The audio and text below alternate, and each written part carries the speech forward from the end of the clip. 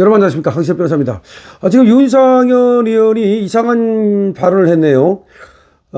지금 윤상현 의원이 얘기한 걸 보니까 차라리 의원 20여 명이 탈당을 해서 제3당을 만들어서 한덕수를 추대하는 얘기를 했다는 겁니다.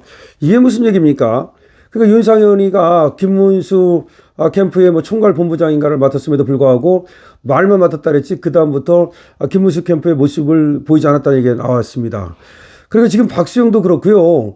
이 박수영도 뭐 김문수 캠프 어쩌고 하지만 사실은 한덕수하고의 단일화를 위해서 김문수 캠프에 와 있는 거다. 그리고 윤상현도 김문수를 도와주러 온 것이 아니라 한덕수와의 단일화를 염두에 두고 온 거다.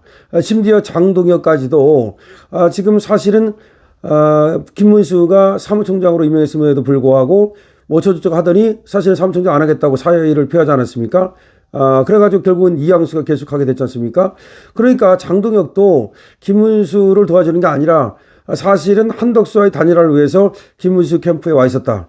그러면 좀 나쁜 얘기를 하면요, 얘들이 지금 김문수를 도와주는 게 아니라 김문수를 한덕수한테 지금 굴복시키려고, 그러니까 한덕수와의 단일화를 위해서 지금 김문수를 좀 이용했다는 거 아닙니까? 좀 심하게 말하면 이 박수영이나 윤상현이나 뭐 장동혁이나 이거 뭐 지금 한덕수의 첩자라는 거 아닙니까? 김문수 캠프에 와 있는. 아니, 그래도 그럴 것이 왜 지금 윤상현이가 갑자기 김문수 캠프의 총괄 본부장이라는 자가 뭐 탈당을 해가지고서 한덕수를 뭐 또 그 당에 뭐 후보로 해가지고서 출마를 시키자 이런 얘기를 합니까? 아마 물론 이럴 얘기일 수는 있어요. 지금 날짜가 11일까지밖에 없으니까 그 이후에라도 단일화를 하려면 한덕수를 당의 후보로 만들어가지고 당대당 그런 어떤 단일화 뭐 그런 얘기를 하는 것 같은데, 그렇다 하더라도 이거는 윤상현은 김문수한테 이러면 안 되죠. 김문수 입장에서는 배신감을 당연히 느낄 수 있는 거죠. 윤상현 국민의힘 의원이 오늘 대선 후보 단일화를 논의하기 위한 의원총회에서 국회의원 20명 이상이 탈당해서 제3지대에서 한덕수 전 총리를 대선 후보로 초대하자 뭐 이런 얘기를 했다는 겁니다. 그러니까 이제 단일화가 안 되면 두 사람이 지금 11일까지 안 되면 그 이유는 사실은 이제 한덕수는 나가지 않는다고 하고, 그러니까 이제 하나의 방안으로서 이렇게 한 것 같긴 해요. 그렇다 하더라도, 그런데 이런 방식을 얘기한다는 것은 너무나 이건 무책임한 거죠. 그리고 한덕수 편에만 서는 거니까 이거를 김문수가 과연 받아들이겠는가라고 하는 생각이 듭니다.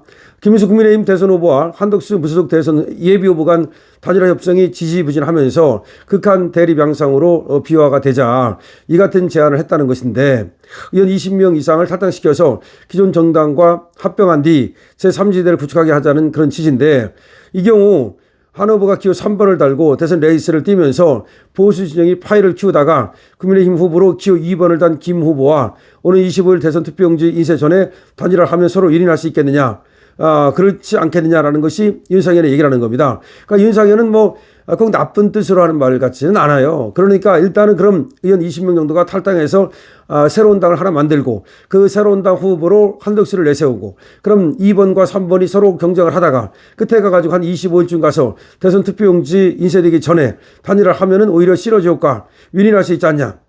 근데 그렇지 않습니다. 이게 말이죠, 기호 2번하고 기호 3번은 또 틀린 거고, 만약에 기호 2번이 아니고 기호 3번으로 그러면 예를 들어서 한덕수로 단일화됐을 때 이게 얼마나 많은 손해인데 이런 생각을 합니까? 그리고 이런 생각을 한다는 자체가 너무나 그 한덕수에 치우친 생각 아닙니까?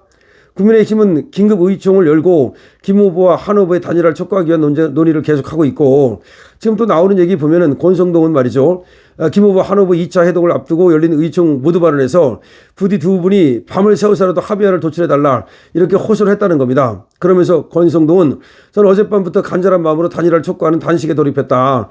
저는 김 후보와 싸우려고 하는 게 아니다. 간곡히 대통합의 결단을 내려달라고 간청하는 것이다. 뭐 이렇게 얘기를 했는데요. 그러나 오늘도 제2차 회담에서도 김문수와 한덕수는 빈손으로 헤어졌습니다. 빈손으로 헤어졌습니다. 사실은 단일화가 불가능하다는 것을 오늘 확인했습니다. 평행선을 달렸기 때문에 불가능하다는 것을 확인했습니다. 그런데 지금 국민의힘 비공개 의총에서는 김 후보에게 단일화를 촉구하기 위한 다양한 의견들이 나왔다는 겁니다. 근데 조배석 의원은 오늘 두 후보가 국회 사랑제에서 회동하는데 그 옆에 의원들이 모두 가서 단일화에 대한 의지를 보여주자 이런 제안을 했는데 실제로 두 후보가 지금 단일화하는 그 만나는 곳에 국회의원들이 와가지고 도의를 한 건 맞아요. 그래가지고 압박을 가했음에도 불구하고 1시간 정도 만났는데 결국은 김문수는 김문수 후보 얘기하고 한덕수는 한덕수 얘기하다가 헤어졌습니다. 결국 한덕수는 조건 가리지 않을 테니까 빨리 하자는 얘기고 김문수는 어디 있다 이제 나타나서 지금 청구서를 내미느냐 그런 얘기를 했는데요. 물론 어떻게 보면은 김문수가 지금 빼는 게 아니냐 한덕수가 옳은 게 아니냐 그렇게 볼 수도 있습니다. 그렇지만 지금 김문수 입장에서는 지금 뭐 자기는 그렇게 돈 들여가지고 시간 들여가지고 후보가 됐는데 그렇다면 한덕수도 들어와서 경선을 하지 경선을 안 해놓고 나서 지금 이렇게 빨리 하자고 청구서를 내미는 것은 이거는 정당 역사상 뭐 유례가 없다 이렇게 얘기를 했는데요. 이렇게 되면 뭐 단일화는 안 되는 겁니다. 근데 우리 이제 그 쌍권도 생각을 할 것이 김문수 후보가 단일화 안 한다고 욕만 할 게 아니고 정말로 이 한덕수까지 들어와서 완샷 경선을 하도록 했어야 되는 거예요. 아니면 적어도 김문수로 하여금 여기서 이기더라도 한덕수하고 한다는 그런 어떤 조건을 걸고 그런 서약을 받았다면 모르겠습니다만 그렇지 않은 상태에서 그냥 김문수를 믿었다 이렇게 얘기하는 것은 이거는 아닌 것 같아요. 근데 윤상현이가 제3자 추대 방안 뭐 이런 얘기를 이제 했는데 여기에 대해서는 별로 다른 의원들이 동의를 하지 않은 것 같아요. 그러니까 윤 의원은 페이스북에다가 대통령 후보 단일화에 대한 당원과 국민의 강력한 요구가 있었고 이에 대한 당 지도부의 충정과 고민을 잘 알고 있다. 그러나 당 지도부의 강제적 단일화는 절차 정당성 원칙과 당내 민주주의를 무너뜨릴 수 있다. 그러니까 강제적 단일화는 안 된다. 원칙 없는 승리가 아니라 원칙 있는 패배를 각오해야 길이 열릴 것이다.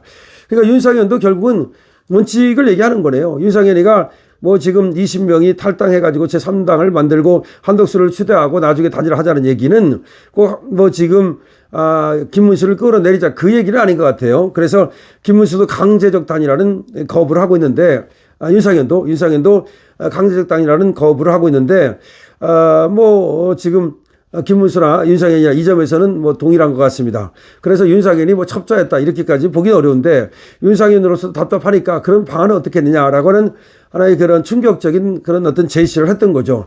하지만 그것은 뭐 성공하기 어렵습니다. 누가 지금 탈당을 해가지고 그렇게 하고 그 다음에 2번하고 3번하고 그렇게 해가지고서 만약에 단일화를 한다 한들 그럼 기호 3번으로 가면 어떡할 거고 그때까지는 그럼 돈은 어떻게 될 겁니까? 뭐 20명 나간다 해서 거기 뭐 돈 있습니까?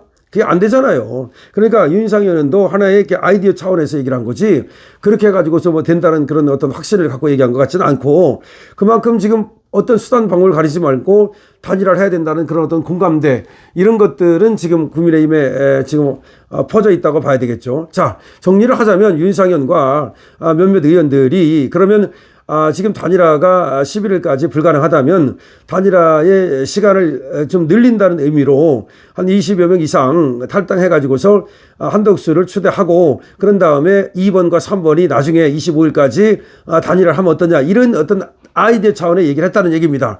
그만큼 어떻게 보면 단일화가 꼭 필요하고 시간을 가져서라도 단일화 해야 된다는 의미인데 그거는 아이디어 차원인지는 모르지만 어쩌면 말이죠. 오히려 지금 윤상현 의원 등이 한덕수 편을 든다는 또 그런 오해를 불러일으킬 수 있기 때문에 그것은 실현되기 어려운 그런 어떤 하나의 아이디어 차원이다. 이렇게밖에 볼 수가 없습니다. 어쨌든 김문수와 한덕수가 오늘 또 두 번째로 만났습니다만은 아무것도 빈손으로 헤어지고 말았습니다.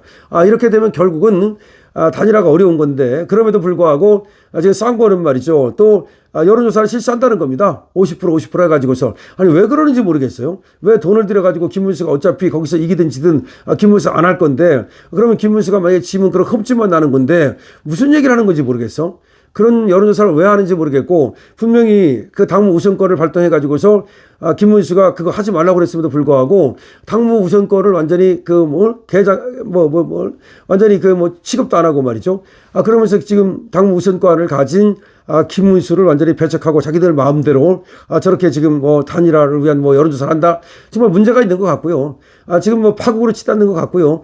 그리고 이제 김문수가 또 가처분까지 내지 않았습니까? 자기가 지금 대선 후보 지위를 갖고 있다는 가처분을 내면서 한덕수는 또 그런 것이 아니다라고 하는 가처분까지 냈습니다. 뭐 법적으로까지 가더라도 결코 지금 양보하거나 또는 뭐 굴하지 않겠다는 입장입니다. 이렇게 되면은 결국은 쌍권이 접어야 되는데 쌍권도 접지 않고 있습니다. 하여튼 이 파국 누구 책임인지 나중에라도 이 책임을 묻고 그리고 돈 쓴 거 여기 대해서도 결국 금융치료를 할 수밖에 없다는 생각이 듭니다. 강신업 TV입니다.